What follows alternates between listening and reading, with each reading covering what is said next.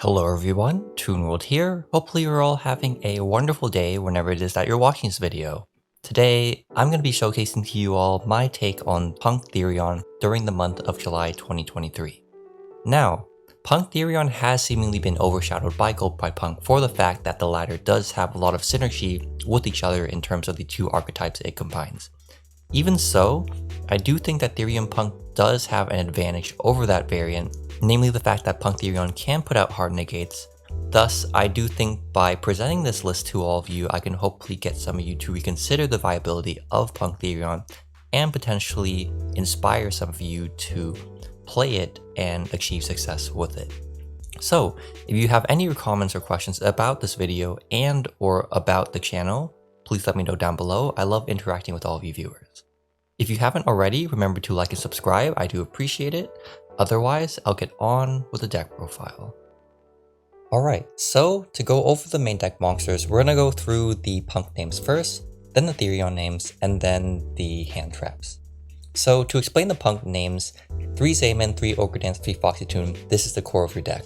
They all tutor out each other and they tutor out the rest of your PUNK names, so there's no reason to play any less than 3 of each of the names in a deck like this.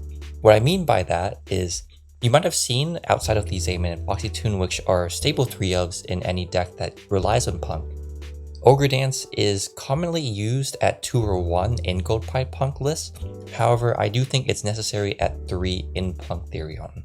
The reason why is because with PUNK Therion, in order to access your Therion package, you need to make sure that the PUNK engine is able to resolve. Unlike Gold Pride PUNK, where if your PUNK engine gets disrupted, you can just use 2 level 3s, combine them into a Chariot carry, and immediately you're back in the game with the Gold Pride engine.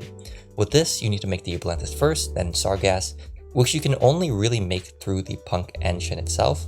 We're not playing a lot of Therion names, as you'll see, and so you can't bank on those to get to the Therion part of this deck. Thus, 3-3-3. The Sherikusai, Madam Spider, and Wagon at 1. These are very common. The 1 Spider, 1 Wagon to search the 1 Gabu and 1 Extreme Session we're playing respectively. And then the 1 Sherikusai, I don't think you need 2 to make Rising Carp. You only need 1 usually. The second is nice for certain scenarios where your first one gets interrupted and so you need a second copy in deck to summon out, but I think 1 is perfectly fine. Finally, the 2 Deer Note. I do think 2 Deer Note is still strong in this deck. I know some people play 1 in Gold Pride PUNK.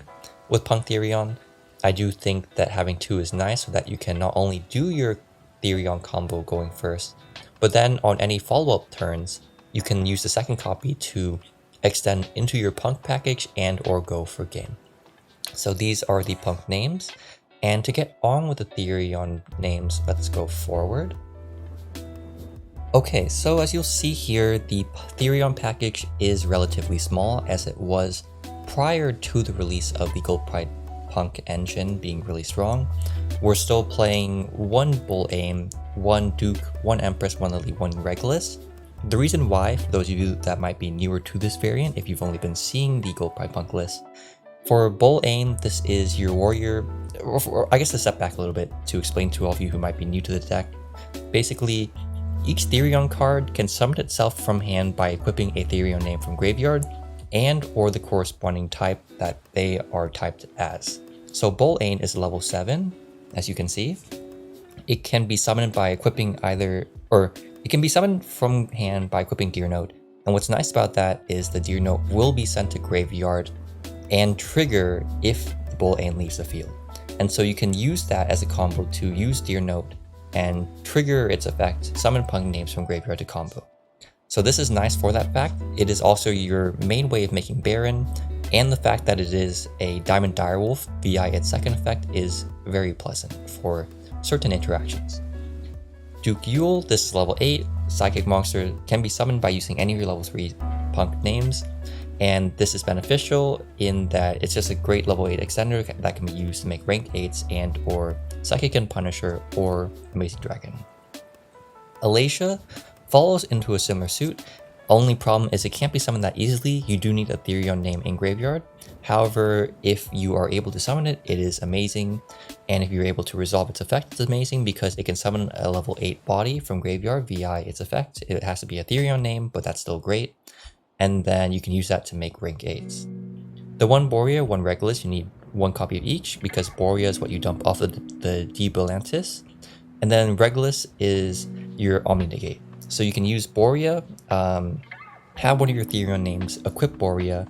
All the Therions have the effect where when they're equipped, they give their effects to the monster that they're equipped to, and so whatever monster equips Borea can use Borea's effect to search a Therion spell or trap. Then you can have Regulus here, which is the omni-negate, on board alongside the rest of your complete combo. So these are the Therion names, and to get to the hand traps. So you can see here that there's not a lot of hand traps we're playing, and that's because right now with the format, even though hand traps can be good in some scenarios, it feels a lot nicer to have board breakers. And so you'll see when I get to the spells and traps, I do have a lot of board breaker options. However, I'm still playing Ash, Imperm, and Ogre because Ash is still a great card. It's a necessary card to check branded. Infinite Impermanence is a great disruption going first. It also doubles as a means to negate one of your opponent's monsters if you're going second and they set up negates. And then the 1 Ghost Ogre is here because you can search it off of the Dragon Drive. And even though it's not that great in the format, in those matchups where it is great against, you can search it and you have immediate leverage over them. So these are the main deck monsters. Again, if you have any comments or questions, let me know in the comments below. Otherwise, we'll get on with these spells and traps. So these are our spells and traps, and you're gonna see some interesting choices. Allow me to explain. So with these spells and traps, with these spells, the 3 E-Telly, the 1 Disc Coliseum, 1 Arc Gyro System, and the 1 Extreme Session, these are self-explanatory in the deck. The reason why is because E-Telly, obviously it tutors out your entire Punk package. No reason to play any less than 3, great extender. The 1 Extreme Session, you need it for your Punk combo if you can't get to the Therion package. And then the Disc Coliseum is what you require to be able to search off of Borea indirectly any Therion name. Basically what I mean by that is Borea can only search spells and traps, but you can search the Disc Coliseum instead, which can then search a Therion monster, and so that's a sort of a bridge between Borea's effect and monsters of Therion names. It's also probably the best field spell we have in the game. That's debatable, but the fact that it can search cards, also offer protection, and also offer the ability to dump certain cards is nice. The Arc Gyro system is your dump target for the Disc Coliseum when you're protecting your own monsters, because it is not only a foolish for Therion cards, which can be a good extender in those hands where you're able to combo it with any Therion names in hand, but it also helps you recycle your Therion names by shuffling itself back to graveyard, while also adding one of your Therion names to hand. The other spells here, Change of Heart and Dark Ruler Nomar. Dark Ruler Nomar is more validated by myself. What I mean by that is, it makes more sense to me. It is a great means of disrupting combo heavy boards, and so I like it in here as over something like, say, Book of Moon or Book of Eclipse, because this deck can't really play through all that many negates oftentimes, and so I didn't feel like it would be better to play one of those cards. Change of Heart is here just as a one-of. I needed a 40th card.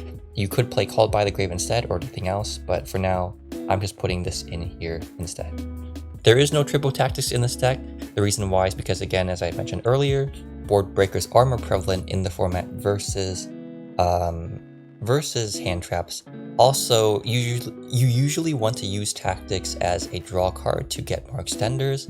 However, with the Punk Therion, it's not really that easy to extend. As I had hinted earlier, Punk Therion is reliant on the Punk engine to resolve. The Therion package cannot really act as extenders, unlike the Gold Pride Punk variant. And so drawing extra cards doesn't feel that necessary. That's why I opted into more firm ways of removing threats from the board. Dangerous Gabu as a trap card. Better than the surprise in this deck, because you usually just end on Therion names, Baron, and maybe a rank 8. There's not usually any Punk names to make Nashi Warrior Surprise meritable over this. And finally, the 3 evenly matched. Same logic as Dark Ruler Nomar, where it's a great board breaker. This also helps against the Labyrinth matchup, which is a relevant matchup moving forward. So these are the spells and traps, and I will get on with the extra deck. Finally, we have the extra deck. For the extra deck, we have certain axioms here, basically things that should be present in every Punk build and every Punk Therion build. This being the Rising Carp, 1 Dragon Drive, 1 Psychic and Punisher, 1 Amazing Dragon, the 1 Sargass, and the Duelists. So Rising Carp obviously in here for the combo with Shirakusai. Dragon Drive is the main Punk card that helps you search additional names and trigger Extreme Session for additional draws. Psychic and Punisher is your big bad boss monster. It's really hard for some decks to out, so you'd be surprised at how many times you can win off of just summoning this guy, getting him up beefy, and then just sitting on it. The Amazing Dragon, it is in here for not only combo plays, but sometimes you want to set up the Shirakusai plus a level 8 on board so that you can quick synchro into this during your opponent's turn. Great disruption. Sargass is in here because it is the rank 8 that enables the whole combination of archetypes to work. You can make this with its 2 level 8 bodies, and then you will be able to search basically your entire Therion package. Finally, Duelists in this line of axioms, as I called them. The Duelists, necessary to dump the Borea so that you can start doing things with your Therion cards, since otherwise it's really hard to get your Therion names in graveyard. Otherwise, beyond those 1, 2, 3, 4, 5, 6 cards, we have a couple of other cards that I do think benefit this particular variant. Baron is in here, sorry I mispronounced it, but Baron is in here because it can be made easily with the Bull Ain plus any level 3 Punk name, which is relatively easy to do. So Great Negate. Dragite is in here because you can make level 8 synchros very easily, as evident by the Duelists and Dragon Drive. This can be made live via having Rising Carp engraved, and it is an amazing spell trap negate. The Dingrisu and Hope Harbinger, these are my choice of flex rank 8s for this build. Usually with Punk Therion, you do want to have some flex spots for rank 8s, and I like how Harbinger can negate spells. Dingrisu is a great way to remove cards. I know that some people are playing Felgrand in Punk Therion, but I didn't feel like the benefit of triggering Sargass was worth it over what Titanic Galaxy offered and what Dingrisu offered. Otherwise, other XYZs, we have Zeus, I don't think I need to go into much depth about that. The Melier of the Trees, this is an interesting choice that you might see here and there in Punk Therion builds. The reason why I'm still playing it, what it does is it basically detaches the material to dump a plant name. This is an alternative form of Duelists. Sometimes you aren't able to resolve your entire Punk combo, aka like, getting Deer Note on field, making Duelists, so on and so forth. However, in those cases where you have 2 level 3 bodies on field, they have to be Earth monsters. That's usually easy because most of your level 3 Punk names are Earth. You can make the Melier, dump Borea, and then go into your Therion package. Phantom Knights of Breaksword, I just wanted some more tech options that could threaten my opponent going second and then allow me to combo off thereafter. You can go into this, bait out stuff, potentially pop some back row that isn't live on your opponent's side of the field, go into battle phase, make Zeus after, and then, offers a lot of utility in that remarks. Cerberus and Unicorn. So Cerberus, I think you need to play at least Cerberus or Donner for Hire. Either of those cards are necessary because they help you out Baguska, and they're just generic Link 2s that can help you combo forward if you're, say, under D barrier and you can't make any of your synchro monsters.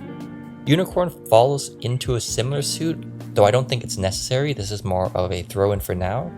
I do like how it obviously does give you some good means of removing cards on the field, but I don't usually go into the Unicorn that often, so if you wanted to, you could replace this with something else. Maybe, for example, the Felgram that I said I wasn't playing earlier. This is my extra deck. I think I got everything, though if you feel like there's anything I should add, again, let me know in the comments below. Otherwise, we'll get on with the concluding remarks.